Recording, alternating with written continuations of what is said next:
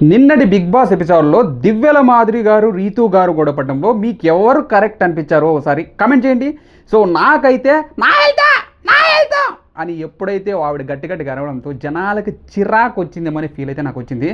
ఆవిడ మాటల్లో కరెక్ట్ ఉన్నప్పటికీ ఆవిడ హెల్త్ ప్రాబ్లం ఉంది అని చెప్పేసి చెప్పినప్పటికీ ఆవిడ చెప్పే విధానం జనాలకి అసలు ఇరిటేషన్ తెప్పించే విధంగా ఏదో బాసరౌండ్ చేసినట్టు ఏదో ఒక పెత్తనం చూపించినట్లు మాట్లాడుతున్నారు తప్పించి ఆవిడ కరెక్ట్గా రిజాల్వ్ చేసినట్లు అనిపించలేదు, లాజిక్గా మాట్లాడలేదు.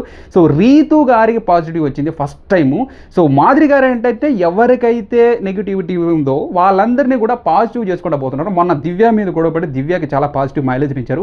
ఇప్పుడు రీతు గారితో గొడవ పడేసి రీతు గారు మైలేజ్ పెంచాలనిపించింది. సో దివ్యల మాధురి గారు ఆవిడ యొక్క వాయిస్ గట్టిగా వేసుకోవడం వల్ల ఆవిడకే నెగిటివిటీ వచ్చింది. మీకు ఎంతమంది కనిపిస్తారు కామెంట్ చేయండి. అదేవిధంగా నిన్న క్యాప్టెన్గా అసలు సుమన్ అన్నని తీసుకోవడం మీకు ఎంతమందికి హ్యాపీ అనిపించారు సార్ కామెంట్ చేయండి. అసలు సుమన్ అన్నని క్యాప్టెన్ రెండో క్యాప్టెన్గా చేయడం బిగ్ బాస్ అసలు సుమన్ అన్న ఎఫర్ట్స్ని అసలు ప్రతిసారి ప్రతి టాస్క్లోనే ఆయన తీసేయడం, ప్రతి ఏదో క్యాప్టెన్సీ కంటెంట్గా అవుతున్నప్పటికి కూడా దగ్గరికి ఛాన్స్ వచ్చినప్పటికి కూడా ఆయన తీసేయడం. అలా అంతకుముందు ప్రియా తీసింది, మొన్న ఫ్లోరా తీసేసింది. అలా తీసేయడం ద్వారా అతనికి చాలా అన్యాయం జరిగింది అనిపించింది. కానీ ఈసారి బిగ్ బాసే కొంచెం స్టాండ్ తీసుకొని అతని క్యాప్టెన్ చేయడం చాలా హ్యాపీ ఫీల్ అయ్యాడు అసలు సుమన్ అన్న అయితే.